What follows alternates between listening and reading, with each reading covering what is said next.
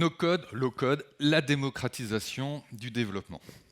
Vous avez là à l'écran tout simplement l'usine de Maranello, cette usine de Ferrari, 1961, beaucoup d'individus qui travaillent de façon artisanale à la construction de ces voitures. 2019, vous voyez le haut niveau d'industrialisation de cette usine. Usine qui construit moins de 10 000 véhicules par an, et chaque véhicule est unique. Au-delà de l'industrialisation, au-delà de la robotisation, Ferrari a fait un choix, comme tous les constructeurs automobiles, s'appuyer sur des plateformes. Vous me direz, on est ici à la DugConf, on est censé parler architecture, logiciel. Pourquoi cette analogie ? Pour le logiciel, aujourd'hui, on peut faire le même constat que pour arriver à faire des produits tels que nous mettons à disposition de nos utilisateurs, il faut de nombreux investissements. Tout simplement parce qu'aujourd'hui, nos logiciels sont une composition de technologies qui sont de plus en plus complexes. Front-end, back-end, mécanismes de stockage, bus de messages, cercle de confiance. Autre point, nos utilisateurs demandent une disponibilité accrue. Que ce soit en termes de disponibilité 24 sur 24, 7 jours sur 7, un maintien en conditions opérationnelles le plus court possible, et puis des évolutions très fréquentes. À l'image de l'automobile, nos usines de logiciels sont de plus en plus complexes. Gestionnaire de code source, intégration continue, qualité de code, tests automatisés. Et puis un point important dans le monde du logiciel, c'est que nous sommes dans une forte tension en termes de développeurs, une pénurie. Aujourd'hui, il est identifié un manque à peu près de 500 000 développeurs en Europe. Tout ça génère un coût de plus en plus important pour faire les logiciels qui nous sont demandés. Et une potentielle réponse, à l'image du monde automobile, même pour ces constructeurs de niche que sont les hauts de gamme, tels que Ferrari, tout simplement s'appuyer sur des plateformes. Cette réflexion, elle n'est pas toute neuve. C'est une logique qui a déjà commencé il y a près de 40 ans. On peut prendre comme exemple le CASE, Computer Aided Software Engineering, qui est tout simplement le début de l'IDE, cet outil qui nous permet de développer plus facilement. Si on avance un peu plus loin, il y a eu l'apparition des langages de 4e génération, avec par exemple Informix, qui visait à diminuer le nombre de lignes de code pour faciliter la construction d'une application. On avance encore, on va vers des nouvelles méthodes, telles que le RAD, Rapid Application Development, la modélisation, avec par exemple le MDA, où on partait du principe que la conception d'une application pouvait générer la structure du code, voire même quelques éléments du code à l'intérieur. Et puis dernièrement, le MDA. Pour tout ça, on voit ça évolue. Et aujourd'hui, il y a un buzzword qui apparaît, qui regroupe un peu tous ces éléments et que nous pouvons nommer le low-code, no-code. Qu'est-ce qui fait qu'aujourd'hui, le low-code, no-code serait mieux que ce qu'a pu être le MDA ? Par exemple, le MDA, sur un cycle de vie d'une application, comme on le voit à l'écran, l'analyse, la conception, le développement, le test, le déploiement et le run qui va avec, et puis après la maintenance, parce qu'elle vit dans le temps, eh bien le MDA allait se focaliser sur la conception et le développement. Les outils de low-code, no-code, les plateformes qui sont proposées, elles, à la différence, se positionnent sur la quasi-totalité du cycle de vie d'une application. De sa conception jusqu'à sa maintenance, et surtout, en passant par son run, les plateformes offrent tous les outils pour mettre en œuvre les applications souhaitées. Les promesses faites par ces éditeurs, ces fournisseurs de low-code, c'est de vous permettre de créer et déployer des applications en seulement quelques minutes. Minimiser les coûts de développement et de tests associés. Minimiser l'effort de formation, ne pas avoir à connaître de multiples langages, juste la modélisation. Construire une application qui soit nativement cross-platform. Et puis enfin, démocratiser le développement. Toutes ces promesses, il y a énormément d'éditeurs et de fournisseurs qui vous les font. Nous avons mis à l'écran quelques-uns de ces fournisseurs, et ça amène à se poser des questions. Comment les choisir, comment les sélectionner ou les positionner ? Bien, à l'image du monde automobile, il va peut-être falloir imaginer comment retenir 1, 2, 3, 4 plateformes qui vont permettre de mettre en œuvre les différentes applications que vos utilisateurs, vos demandeurs vont avoir besoin de réaliser. Là va se poser une question, comment concilier les différentes approches, les différents services proposés par ces plateformes de low-code, no-code qui vous sont proposés. Je vais laisser Alain vous les présenter. Bonjour. Les éditeurs de logiciels, quand ils font des plateformes low-code, no-code, c'est comme dans l'automobile, ils vont devoir faire des compromis. Ils vont devoir choisir une option par rapport à une option suivant une cible d'utilisateur. Principalement, la variable qui va être la variable d'ajustement sera la facilité de l'utilisation de la plateforme. Est-ce que je fais une plateforme qui est facile d'utilisation, avec une modélisation relativement simple, avec la contrepartie, je vais avoir un faible niveau de flexibilité, c'est-à-dire, d'une part, l'éventail des applications que je pourrais faire et le niveau de contrôle. À l'autre bout du spectre, on va avoir des éditeurs qui font le choix de la flexibilité. Avec des plateformes qui sont à droite, on aura un contrôle complet sur l'application, de la même façon qu'on l'a avec du code, mais au prix d'une compétence de développement accrue et d'un niveau de formation plus long. Au final, toutes ces plateformes-là sont différentes et surtout ont des publics différents et répondent à des besoins différents, et c'est ce que nous allons présenter dans la suite. Tout à la gauche du graphe, il y a les plateformes qui sont dédiées aux entrepreneurs, donc qui ont favorisé la facilité d'utilisation. Ensuite, il y a les plateformes qui sont à destination des collaborateurs, donc des gens qui travaillent dans une entreprise, des cols blancs. Et au final, il y a des plateformes, oui, qui permettent de faire du développement d'applications, mais sans code, ou plutôt avec peu de code et plus de modélisation. Tout d'abord, commençons par les besoins de l'entrepreneur. Que doit faire un entrepreneur? Il doit créer un prototype pour pouvoir affiner son idée. Ensuite, il va créer un MVP, une première version de son application qu'il va mettre à disposition de ses premiers utilisateurs pour valider son idée. Il va peut-être devoir créer des applications pour des événements, pour faire un peu de bruit autour de lui. Et finalement, quand les premiers clients arrivent, quand l'application commence à prendre, il va falloir gérer l'opérationnel, il va falloir gérer les commandes. Et pour cela, au bout d'un moment, il va falloir très rapidement s'outiller pour ne pas faire les choses manuellement. D'autre part, cet entrepreneur a des enjeux et des contraintes.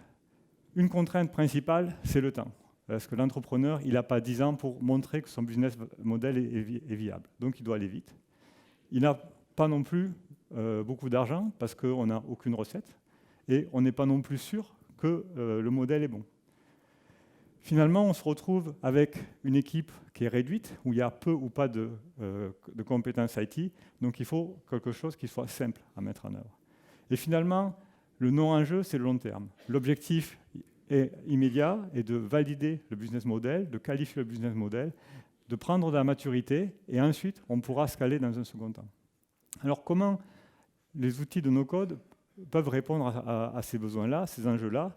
En fait, c'est des outils qui vont être très particuliers, au sens où ça va être les outils qui sont sur le bord gauche de mon graphe, c'est-à-dire des outils simples à utiliser avec peu de compétences IT. Il faut que ce soit l'entrepreneur, un UX, des personnes de l'équipe qui puissent commencer à faire des applications, à faire des prototypes, des choses simples.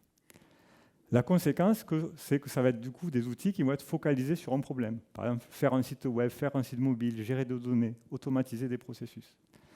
Le corollaire de tout ça, c'est qu'il va falloir assembler tous ces outils-là de manière à avoir une solution et à pouvoir traiter notre problème.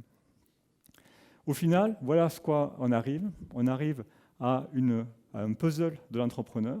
Donc l'entrepreneur va devoir choisir des outils en haut à gauche pour faire son site web, des outils pour faire son site mobile, des outils pour gérer les données, donc Caspio, Airtable, tout ça, que rendent les utilisateurs, et puis des outils pour automatiser, avec Zapier en tête, automatiser des processus ou automatiser les échanges entre tous les outils. Comet passe de 0 à 500 kg € par mois sans une ligne de code.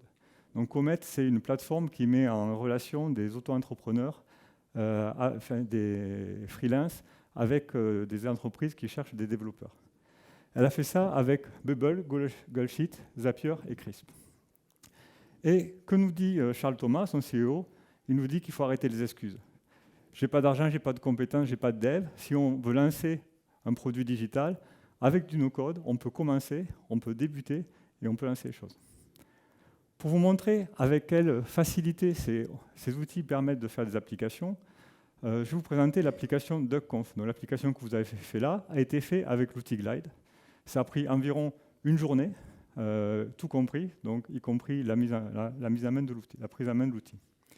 Comment fonctionne Glide? C'est très simple.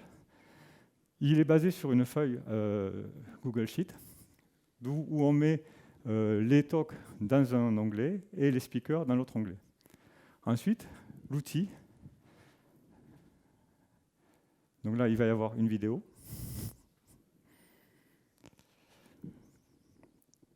Voilà. Donc on va sur l'outil. Cet outil-là, c'est un outil l'IDE interne qui va nous permettre de développer l'application. Donc on choisit de créer une nouvelle application et on va choisir le fichier que je vous ai présenté qui contient les données. À partir de ce fichier-là, Glide va analyser le fichier et créer une première application fonctionnelle avec des listes et des détails pour chacun des onglets. Donc là, c'est ce qu'on voit, ça a été généré. Donc on a le talk, on a les speakers. On peut tout de suite publier cette application. On disait, ça fait le cycle complet. Donc ça y est, elle est publiée et je peux la tester dans mon browser ou je pourrais la voir directement sur mon mobile comme vous l'avez actuellement sur votre mobile.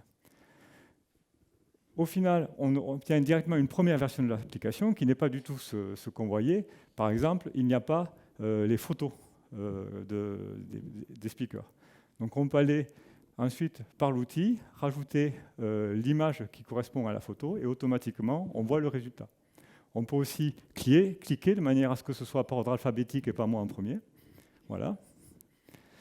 Et ensuite, on peut, en naviguant directement dans l'application, telle qu'elle est représentée, modifier les autres éléments de manière interactive. Il n'y a pas de notion technologique de composants. On va directement modifier les propriétés et on voit le résultat. On peut aller faire la même chose sur les talks. On va arrêter la présentation là pour personnaliser et afficher ce qu'on veut voir, parce que Glide a pris par défaut les premières colonnes, les premières lignes.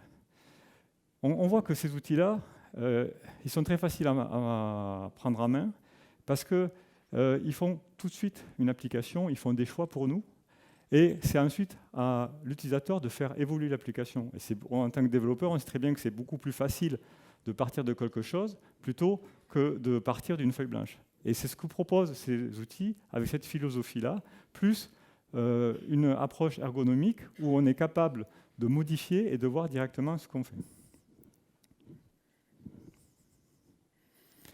Donc finalement, quand on est un entrepreneur, comment on doit réfléchir pour choisir dans la galaxie tous les outils de no-code qu'on a? Mais il faut choisir les outils adaptés. Et des outils, il y en a beaucoup. Alors, ce n'est pas facile de trouver tous les outils. Il est possible d'aller dans des meet-up, de se renseigner. Il y a aussi des formations. Donc, petite pub, Octo fait une formation de 2 jours avec contournement pour connaître le panorama des outils de no-code pour l'entrepreneur. Donc ça, c'est très important. Les outils de no-code sont très ciblés. Et là, on parle uniquement des outils de no-code pour l'entrepreneur. Donc, le premier point, c'est choisir les outils adaptés à ses besoins. Et le deuxième point, c'est ne pas sous-estimer tout le travail de conception. C'est des outils de no-code, on n'a pas codé. Il faut quand même réfléchir à ce que fait l'application, comment elle le fait, comment on présente les données, les workflows, etc. Maintenant, je passe au deuxième type d'utilisateur du no-code. Tom, c'est le collaborateur augmenté ou le collaborateur qui voudrait être augmenté, parce que Tom, il n'a pas le temps, il est surchargé, et ce qu'il aimerait bien faire, c'est gagner du temps principalement, notamment en automatisant les tâches opérationnelles qui lui prennent beaucoup de temps, ou alors en ayant des outils plus adaptés qui lui permettent de faire les choses, de faire son activité. Tom, ça fait longtemps qu'il y pense. Le problème, c'est qu'il n'a jamais réussi à faire ça. Pourquoi? Parce que pour des raisons de coût. Tom travaille dans un département, il n'y a pas beaucoup d'utilisateurs, il n'y a pas beaucoup de personnes, et quand on demande de faire une application et qu'on la ramène à 20 utilisateurs, ben le coût de développement d'une application traditionnelle est très cher. Il a pensé aussi à utiliser un progiciel.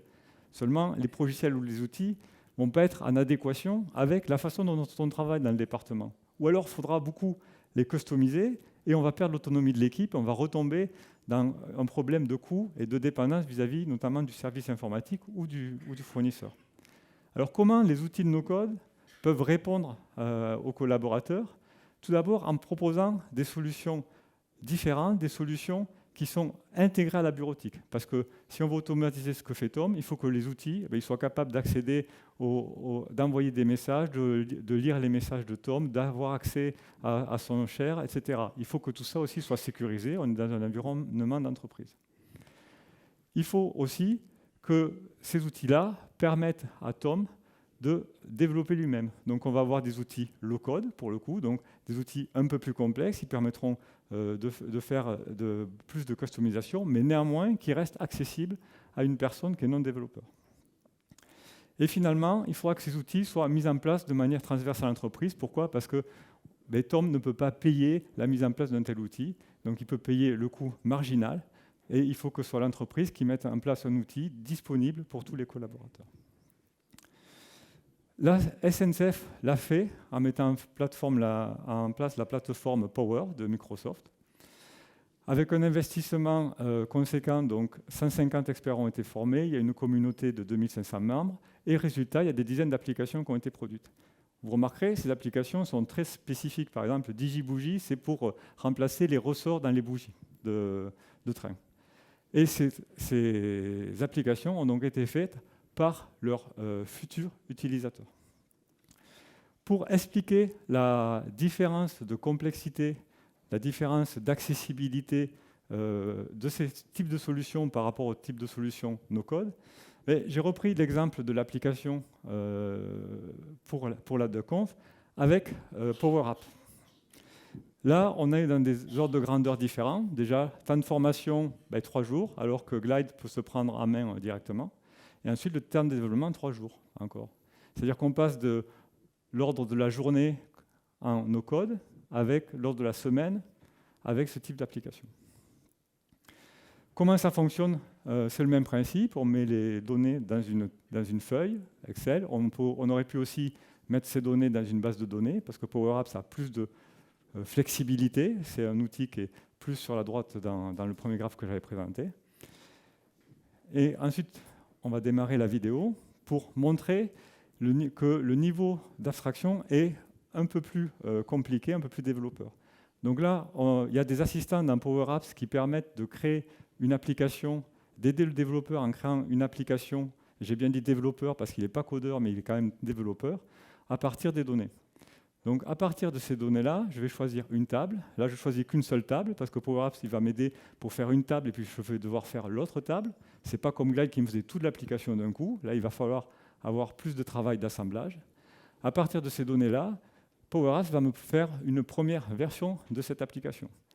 Cette application, on pourra aussi la déployer directement comme Glide, directement à un clic et l'utiliser.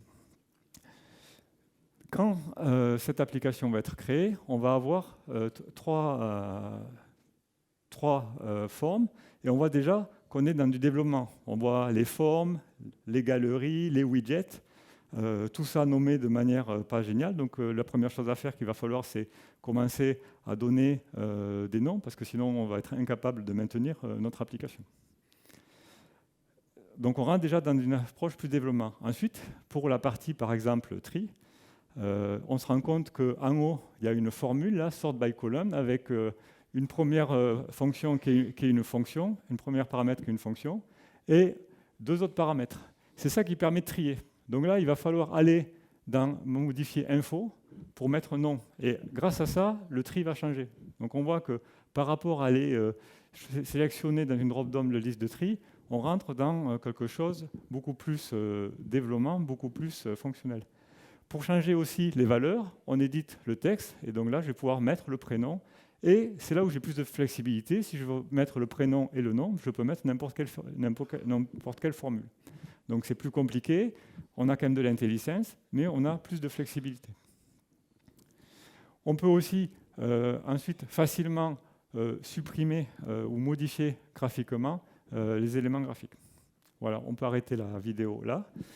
Cette petite démonstration, c'était pour montrer la différence de niveau de compétence et de niveau d'abstraction dans les différentes plateformes. On a une première plateforme où on n'a même pas la notion de composant, et là on arrive à une seconde plateforme où on a des notions de composants, des notions de nommage, des notions de fonctions.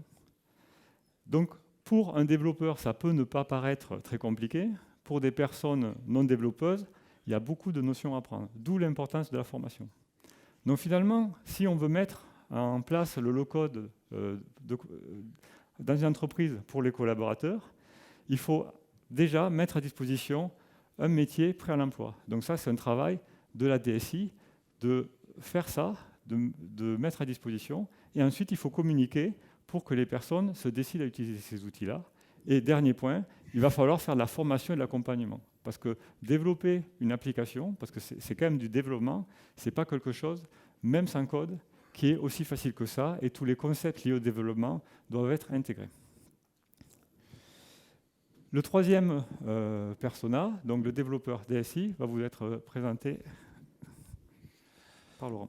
Paul, Paul c'est notre développeur ou alors responsable d'application dans un service informatique. Paul, lui, c'est un expert. Expert en conception, expert en développement, et même en maintenance applicative.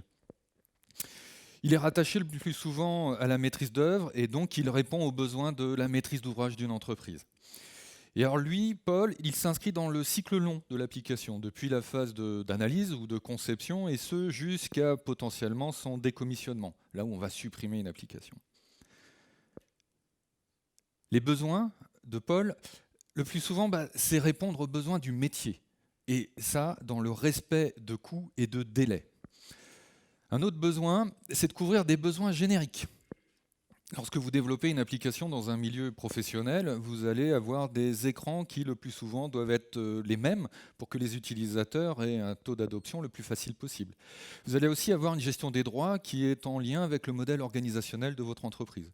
Et puis, souvent, vous allez avoir besoin d'outils communs tels que des moteurs de règles, des moteurs de workflow et ainsi de suite. Un autre besoin, c'est se libérer de la complexité technique. Aujourd'hui, lorsque nous développons une application, il y a cette nécessité de faire combiner, d'intégrer des bibliothèques entre elles. Il faut gérer la montée de version de chacune de ces bibliothèques et ça induit une réelle complexité dans tout simplement la mise en œuvre de ces applications. Enfin, une application en milieu professionnel, c'est la nécessité de s'intégrer avec le reste du système d'information, que ce soit par une consommation d'API, une consommation de référentiels externes.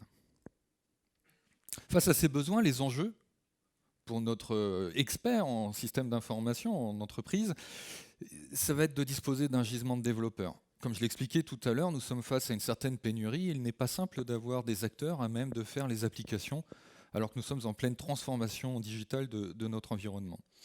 Et là, il peut y avoir une opportunité qui est de s'appuyer sur la reconversion. Typiquement de développeurs qui, jusqu'à présent, faisaient de l'informix ou même toute autre technologie qui sont moins présentes dans nos systèmes d'information.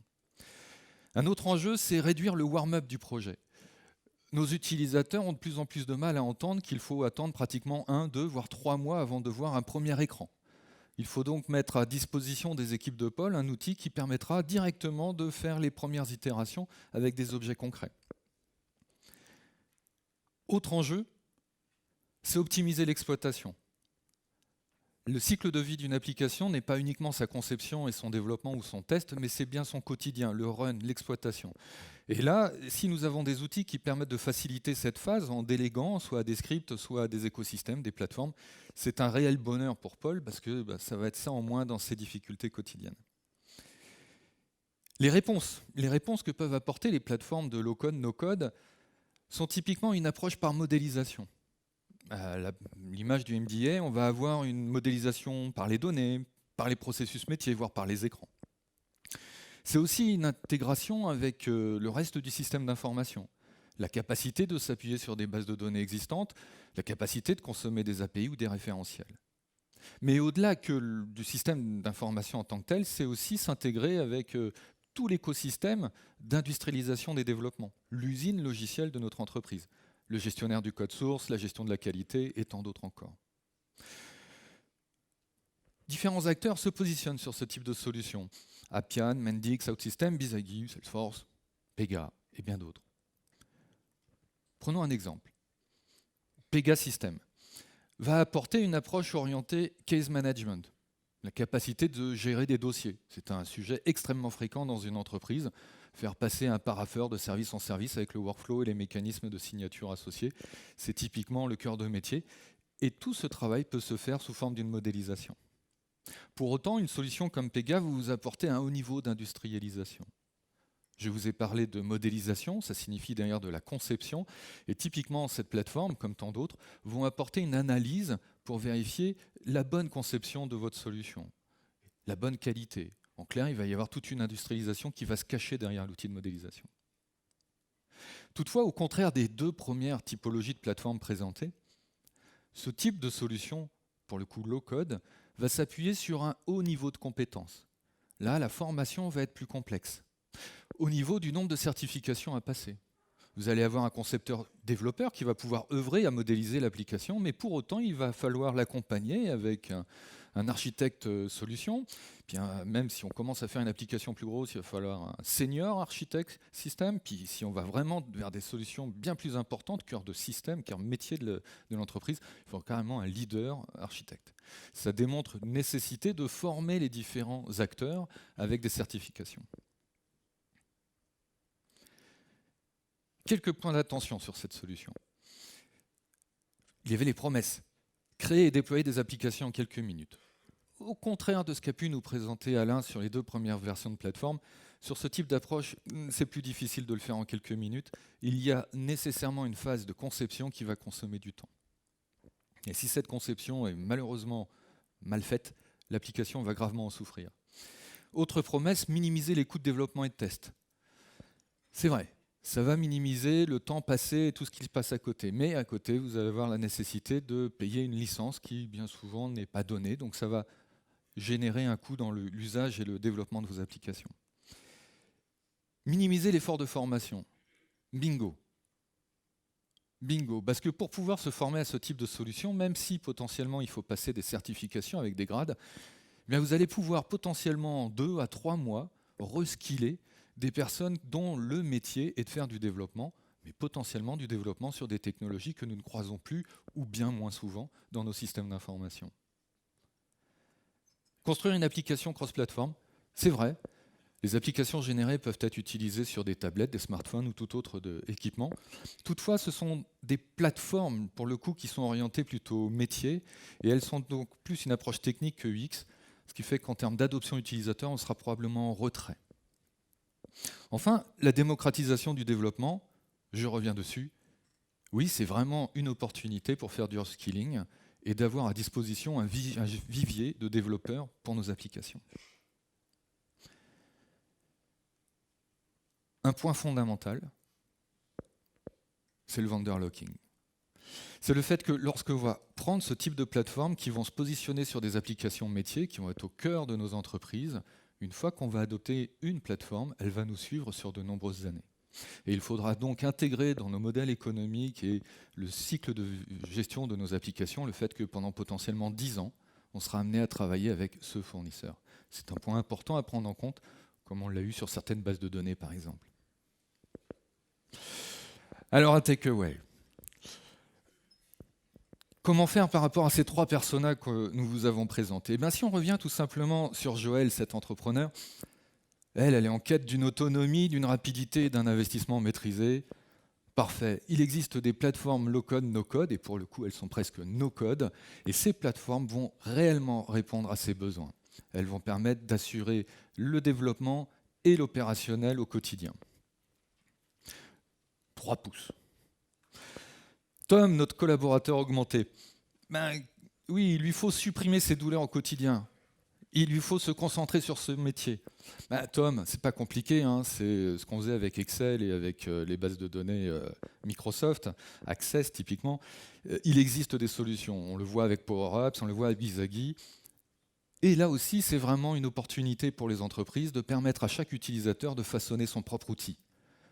L'inconvénient, c'est que l'utilisateur en question, il a une notion de développement, de conception.